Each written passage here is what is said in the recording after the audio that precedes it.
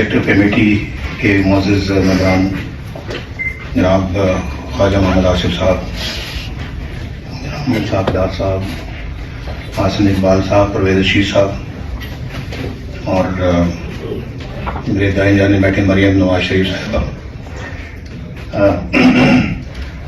مریم اورنگزیب صاحبہ اور معزز ممبران پاکستان مسلم لیگ نون، بہت شکریہ آپ کی دعوت کا جو آپ نے مجھے دی ہے یہاں سیالکوٹ چیمبر میں آنے کی۔ میں خواجہ محمد آصف صاحب کا بھی شکر گزار ہوں۔ میں نے یہ آتے ساتھ ہی باہر سے آتے ساتھ ہی اس خواہش کا اظہار خواجہ صاحب سے کیا تھا اور خواجہ صاحب نے بڑی خوشی کے ساتھ آمادگی کا اظہار کیا اور واقعتاً میں یہاں آنا چاہتا تھا کیونکہ مجھے سیالکوٹ شہر سے بہت پیار ہے، اس ضلع سے بہت پیار ہے اور یہاں کے لوگوں سے بڑا پیار ہے۔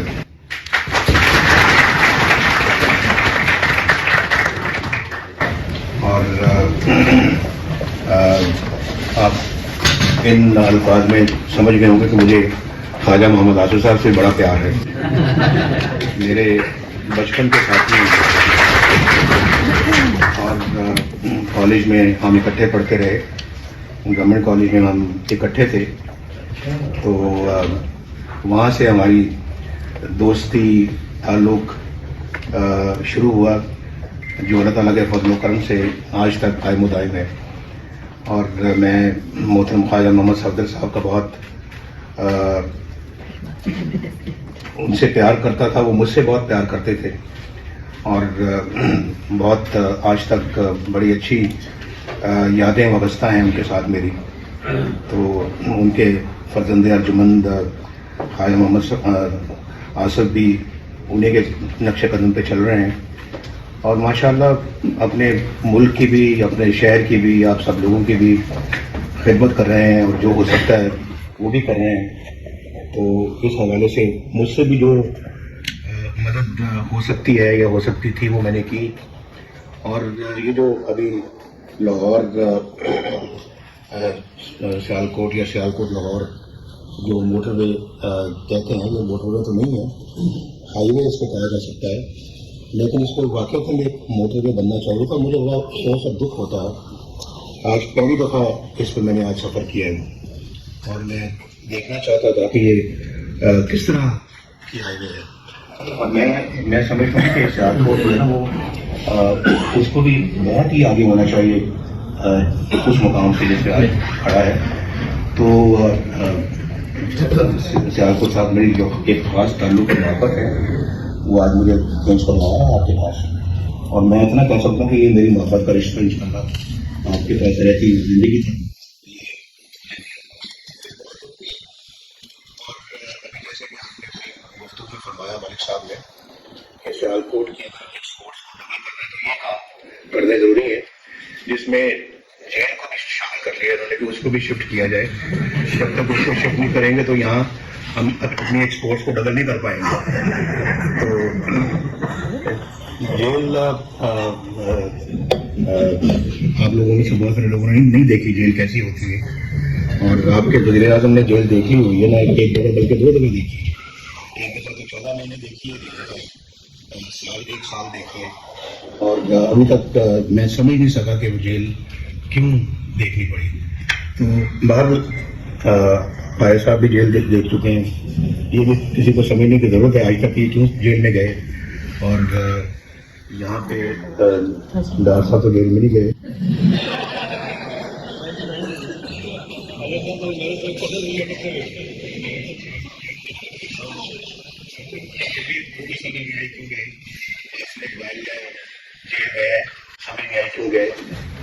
پرویز صاحب آپ تو نہیں گئے؟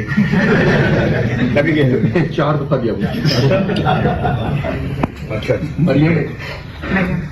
جی، مریم نواز شریف جیل میں گئی ہیں اور پھر نیب کی کسٹڈی میں رہی، کوئی ان کے پاس سرکاری عہدہ نہیں تھا، کوئی نہ وزیر تھی، نہ مشیر تھی، نہ کوئی سرکاری عہدے کے فیض تھیں، لیکن جیل ان کو بھی جانا پڑ گیا۔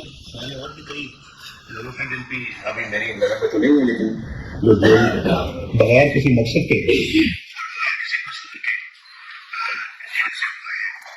تو پہلی دفعہ تو میں ہائی جیکنگ کیس میں جیل میں گیا تھا، اور وہ آپ خود ہی سمجھ لیں کہ صبح میں وزیر اعظم تھا اور شام کو میں ہائی جیکر بن گیا.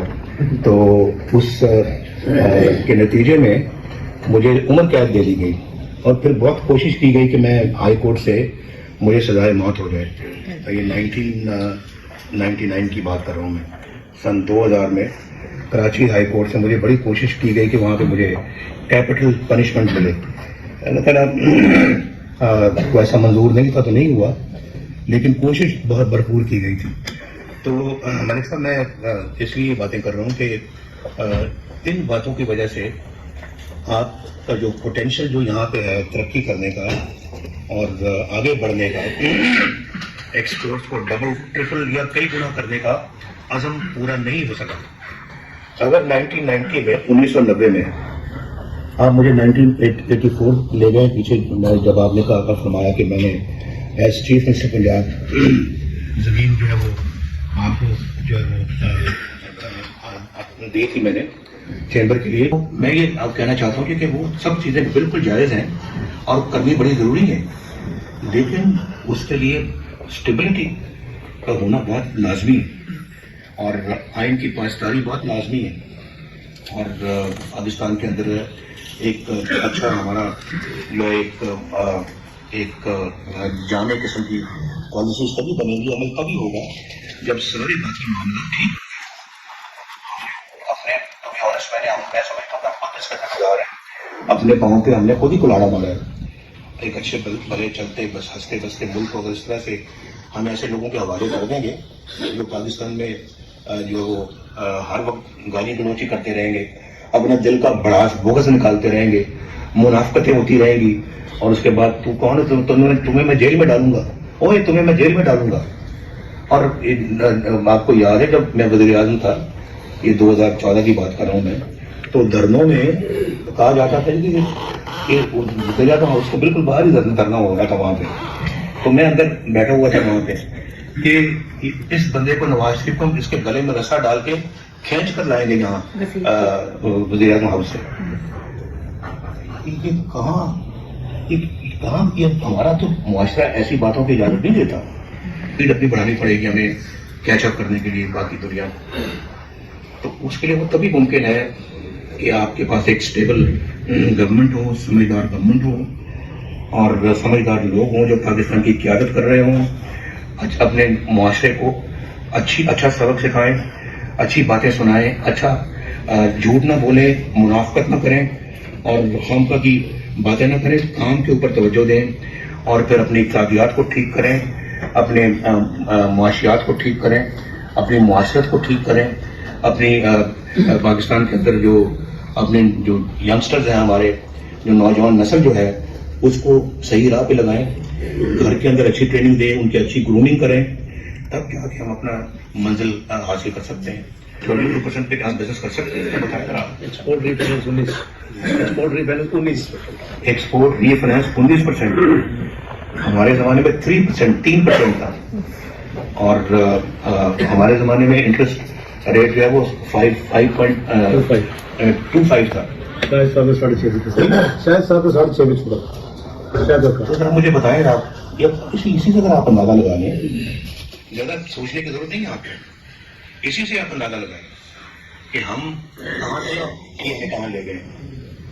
آج 50,000 روپے مہینہ کمانے والے بندے کا بات ہو سکتا ہے؟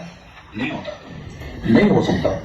بالکل میں بالکل بتا رہا ہوں، میں نے آتے ساتھ ہی یہاں ہر چیزوں کے ریٹس چیک کیے، سبزی، دالیں، گھی، گوشت اور مرغی اور بجلی، اسکولوں کے فیس، کپڑوں کے، بچوں کے کپڑے جو ہے وہ ان کے یونیفارم کے پیسے، جوتوں کے پیسے نہیں کر سکتا گزارا. مان لیں 1 لاکھ روپے کمانا تو نہیں گزارا ہوتا. اگر 4 بچے ہیں، کرائے کا مکان ہے، ماں باپ بھی ہے، کیسے گزارا ہوتا؟ لیکن اپنا جو ہے وہ حالات یہاں تک پہنچ گئے اور 100 بندے اللہ تعالیٰ کو پیارا ہو جاتے تھے ان دماغوں میں. کو ختم کیا ہم نے, ان دھماکوں کو, اس دہشت گردی کا قلع کما کیا ہم نے اللہ کے فضل و کرم. تو رد الفساد ہم نے ایک شروع کیا, اس کے اندر اپنا بھرپور طریقے سے ہم نے پاکستان کے اندر جو ہے وہ امن قائم کرنے کے لیے جدوجہد کی, کوشش کی, امن قائم ہوا. اس کے بعد پھر سارا کچھ کرنے کے بعد پھر اس پچھلے دور کے اندر ہم اپنا سی پیک کو لے کے آئے, اور چائنیز پریزیڈنٹ کے یہاں پہ جب بھرپور طریقے سے دھرنے ہو رہے تھے, ادھر دھرنا ہوا, اسی سڑک سے چائنیز پریزیڈنٹ نے گزرنا تھا, تو وہ ہم دیکھیں ان دھرنوں کے باوجود ہم نے کام کیے اور ہم نے اپنے ہدف پورے کیے. ملک 5.8% جی ڈی پی پہ چلا گیا. ہمارا جو رفتار ہے ترقی کی, سب سے زیادہ, وہ سب ڈاکٹر صاحب یہاں تشریف فرما ہے, سب سے زیادہ پاکستان کے تاریخ میں جو ریزروز تھے فارن ایکسچینج کے وہ زمانے کے تھے, لوئسٹ پالیسی ریٹ تھا ہمارا 5% تھا, 5.25% ہمارا پالیسی ریٹ تھا. 3% تھا ہمارا ایکسپورٹ ری فائنینس, 3%. آپ ایکسپورٹ ری فائنینس کو کافی استعمال کرتے ہوں گے یہاں پہ. 3% تھا. اور اسٹاک ایکسچینج بوم کر رہی تھی پاکستان کے بارے میں. کیا ورلڈ بینک اور کیا آئی ایم ایف یہ کہہ رہے تھے کہ پاکستان اگلے چند سالوں میں ترقی یافتہ ترین ملکوں میں شامل ہو جائے گا. تو یہ دور آپ نے اپنی آنکھوں سے دیکھا ہے. جن میں نوجوانوں کی بھی بات کر رہا تھا کہ 1990 میں پیدا بھی نہیں ہوئے ہوں گے, انہوں نے بھی اس دور کو دیکھا. تو ایک یعنی پاکستان کے اندر پاکستان ایک ترقی کی مثال بن چکا تھا. لوڈ شیڈنگ ختم ہو گئی. ہم نے آ کے اپنے اس 4 سالہ دور میں, میں 4 سال رہا, 2017 سے لے کر 2018 تک ہماری گورنمنٹ تھی, لیکن وہ نہ ہونے کے برابر تھی. کیونکہ جب ایک گورنمنٹ کو آپ بالکل اکھاڑ دیتے ہیں اس کے پاؤں, تو پھر وہ گورنمنٹ نہیں رہتی. تو 2017 تک گورنمنٹ کی ایک بہترین گورنمنٹ چل رہی تھی, ایک ہنستا بستا پاکستان تھا. سی پیک جس میں ہم نے بہت سارے پروجیکٹس بنائے ہیں کہ جی یہ مسٹر پرائم منسٹر مجھے کہنے لگے, this is a gift from China to you mister prime minister, to you. تو انہوں نے یہ کہا, جیسے کہ آپ جانتے ہیں کہ ایک دفعہ مجھے پریزیڈنٹ کلنٹن نے, جو امریکہ کے پریزیڈنٹ تھے 1998 میں, مجھے کہنے لگے آپ دھماکے نہ کریں, وی ول گیو یو $5 بلین. انہوں نے کہا کہ ہم پیکج بنا رہے ہیں, $5 بلین ہم آپ کو کیش دیں گے, اس میں اور بھی بڑی چیزیں شامل تھیں. تو ہم نے جو ہے نا وہ دھماکوں کو ترجیح دی, ہم نے $5 بلین کو ترجیح نہیں دی, اور ہم نے کہا کہ نہیں, ہم اپنے پاؤں پہ کھڑا ہوں گے. اور آج میں آپ کو ایک بات بتا دوں, جو دفاعی میدان میں جو ہماری خدمت ہے, اسی وجہ سے آپ کا کوئی دشمن جو ہے وہ آپ کی طرف میری آنکھ سے نہیں دیکھ سکتا. اللہ تعالیٰ کا شکر ہے. تو اگر ہم نے کیا ہوتا تو آپ جانتے ہیں, آپ یہ پورا ملک جو ہے وہ پہلے 3 جنگیں لڑ چکا ہے. تو اللہ نہ کرے کہ جو ہے وہ کبھی کوئی جنگ جیسے حالات کو دوبارہ کر, لیکن پاکستان, اور پھر آپ مجھے نہیں بتایا نا جی, وہ آپ جانتے ہیں کہ جو کس ٹون میں ہمارے ساتھ بات کی جاتی تھی اس وقت دھماکوں سے پہلے, اور پھر دھماکوں کے بعد کیا کس ٹون میں ہم سے بات کی. اور پھر ہندوستان کے وزیر اعظم واجپئی پاکستان آئے اور آ کے لاہور اکارڈ پہ دستخط کیے, اور اس نے کہا جی ہم کشمیر کا مسئلہ کہ ہم بات چیت کے ذریعے سے حل کریں گے. پھر اس کے بعد پھر ہم دوبارہ آئے, تو پھر مودی صاحب ہمارے پاس لاہور میں گھر ہمارے تشریف لائے. تو ایک ہمارے دور میں فارن ریلیشنز کے فرنٹ پر بھی ماشاءاللہ بڑی کامیابیاں ہیں. ابھی میں نے آپ سے اکنامک فرنٹ کی بات کی ہے, ڈیفینس فرنٹ کی بات کی, فارن ریلیشنز کی بات بھی میں کر رہا ہوں. فارن پالیسی بھی ماشاءاللہ اللہ کے فضل و کرم سے ہماری بڑی کامیاب رہی. مجھے بتائیں کہ کسی اور کے زمانے میں یا پاکستان میں آج تک کبھی کوئی انڈین پرائم منسٹر کبھی آئے ہیں پاکستان کی وجہ کے اوپر؟ ہمارے زمانے میں 2 دفعہ آئے. اور یہ سب باتیں سوچنے والی ہیں. قوم کو سوچنا چاہیے ان سب چیزوں پر. ایک ایسا مطلب ہمیں تو فارغ کر دیا, ایک ایسا بندہ لا کے بٹھا دیا جس نے قوم کا بٹھا دیا, انڈسٹری کا بٹھا بٹھا دیا, اکانومی کا بٹھا بٹھا دیا, فارن ریلیشنز کا بٹھا بٹھا دیا, ہمارے اقتصادیات کا بٹھا بٹھا دیا, معاشرت کا بٹھا بٹھا دیا, معاشی حالات کا بٹھا بٹھا دیا, ہمارے جو ہے وہ کلچر کا بٹھا بٹھا دیا. یہ سوچنے والی باتیں. لایا گیا تھا, وہ خود نہیں آ سکا, وہ اس کو لایا گیا تھا. خود وہ ہم سے الیکشن جیتنے کے اللہ کے فضل و کرم سے سخت نہیں لگتا تھا, لیکن ہمیں گرایا گیا, اس کو لایا گیا, اور اس نے آ کے ملک کا کیا حشر کیا آپ نے دیکھا ہے. آپ نے دیکھا ہے پاکستان کے اندر. مجھے بتائیں کہ آج بھی پاکستان اسی کے نتائج بھگت رہا ہے. تو اس کے بعد پھر یہ سلسلہ دیکھیں, مجھے یہ بتا, میں کئی جگہ یہ بات کر چکا ہوں کہ جب آپ کوئی کسی چیز کو, کسی پروگرام کو مکمل نہیں ہونے دیں گے, کسی کے ٹنیور کو مکمل نہیں ہونے دیں گے, اور جب بیچ میں کوئی کلہاڑا چلا دیں گے, تو کس طرح سے کوئی ملک ترقی کرے گا. یہاں سیالکوٹ کی بات ہو رہی, میں ملک کی بات کر رہا ہوں. ملک کیسے آگے بڑھے گا؟ تو یہ تو اپنا ملک کی بات کر رہا ہوں. ایک گھر ایک فیملی آگے نہیں بڑھے گی. جہاں یہ پھوٹ پڑ جائے یا ٹانگ کھینچی جائے دوسرے کی, جہاں لڑائیاں ہو جائیں, تو گھر کیسے چلتے ہیں؟ ایک بزنس آرگنائزیشن کیسے چل سکتی ہے؟ نیشن ملک تو بہت بڑی بات ہے. تو اس میں تو ذرا آپ کو معلوم ہے کہ اس کے لیے اسٹیبلٹی بہت ہی ضروری ہے. پولیٹیکل اسٹیبلٹی ہوگی اور لوگوں کو یہ یقین ہوگا کہ یہ پالیسیز جو ہے یہ اگلے 20-30-40 سال کے لیے یہی پالیسیز رہیں گی, تو دیکھیں ملک کس طرح سے پھر وہ دوڑے گا. لیکن اس دوڑنے سے پہلے میں آپ کو یہ بتا دوں کہ ہم بہت پیچھے رہ گئے. آج ہم جن سے بہت آگے تھے, ہم آج ان سے بہت پیچھے ہیں, اور وہ ہم سے بہت آگے ہیں. یہ بڑی ایک انفارچونیٹ بات ہوئی ہے.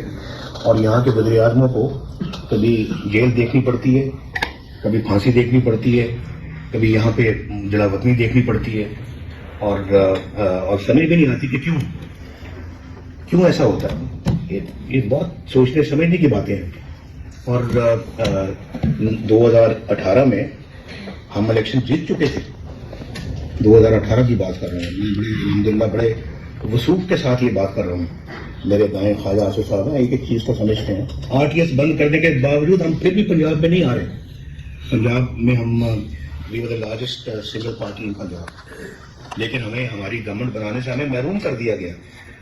ہوائی جہاز کبھی ادھر سے ادھر اڑ رہے تھے, کبھی ہیلی کاپٹر اڑ رہے تھے, اور سب کو پکڑ دبڑ کر ان کو ایک جگہ پہ جمع کر کے ان کو ایک جو ہے وہ جوڑ دیا گیا آپس میں کہ بھی آپ مسلم لیگ نون کے خلاف آپ نے گورنمنٹ بنانی ہے. اور وہ جو چوٹوں کا مربع تھا اس کو جوڑ کے تو ایک گورنمنٹ یہاں پہ کھڑی کر دی گئی. یعنی آپ یہ دیکھیں کہ اس کے باوجود RTS کو بند کرنے کے باوجود اس وزیر اعظم کو صرف 4 ووٹ کے مارجن سے اسمبلی نے منتخب کیا, جس میں MQM کا ووٹ بھی شامل تھا, جس میں باغ پارٹی کے ووٹ بھی شامل تھے, جس میں اور لوگوں کے ووٹ بھی شامل تھے. تو RTS بند کرنے کا مقصد کیا تھا؟ 48 آورس 56 آورس جو ہے نا وہ کیوں جو ہے وہ رزلٹ جو ہے نا اس کو روکا گیا کہ وہ اس وقت بکسوں کے اندر کسی سے نکالے گئے وہ, اور کسی اور کے دوسرے بکسے میں ڈالے گئے. یہ تھی وجہ. تو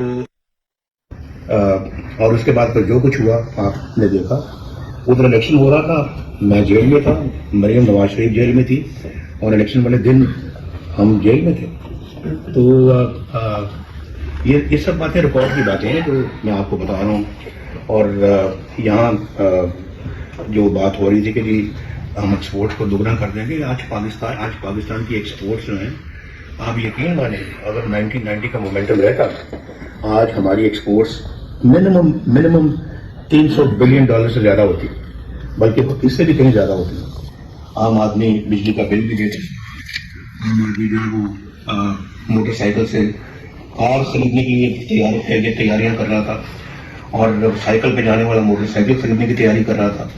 جن کے پاس کوئی گھر نہیں تھے, چھوٹی موٹی کتنا زمین لے کے گھر بنانے کا سوچ رہے تھے, اور پھر کسی کو اپنی روزی کا فکر نہیں تھا. غربت یقیناً ہمارے ملک میں ہے, اور وہ تھی, لیکن اس کو دور کرنے کے لیے حکومت بھرپور اقدام کر رہی تھی. اسی کا بھی چائنا میں بھی کہیں ابھی غربت ہے, ابھی انڈیا میں بھی ہے, پاکستان میں بھی تھی, جس کو ایڈریس کرنے کے لیے ہم بھرپور محنت کر رہے تھے. ہر فیلڈ میں, ہر شعبے میں اللہ کے فضل و کرم سے ہم نمایاں کام کر رہے تھے, اور کسانوں کو جو وہ ریلیف دے رہے تھے. ہم اپنا جو کھاد ہے, یوریا ہے, ان کی قیمتیں مسلسل کم ہو رہی تھی. ہم ان کے لیے ایک پیکج بنا کے ان کو ہم دے رہے تھے, تاکہ ہماری جو زراعت ہے وہ بھی ساتھ ساتھ تجارت کے ساتھ ساتھ وہ بھی ترقی کرے. اور کسان بھی ترقی کرے. کسان ترقی کرے گا، تاجر ترقی کرے گا، صنعتکار ترقی کرے گا تو ملک ترقی کرے گا. قائد مسلم لیگ نون محمد نواز شریف کی سیالکوٹ چیمبر آف کامرس کے وفد سے گفتگو. ان کا کہنا تھا کہ مجھے سیالکوٹ شہر سے بہت پیار ہے. خواجہ آصف سے گورنمنٹ کالج لاہور سے دوستی چلی آ رہی ہے. سیالکوٹ کو بھی ترقی کے سفر میں بہت آگے ہونا چاہیے. ان کا مزید کہنا تھا کہ سیالکوٹ کے برآمدات کو دگنا ہونا چاہیے. مجھ سمیت ہمارے سینئر رہنما بغیر کسی جرم کے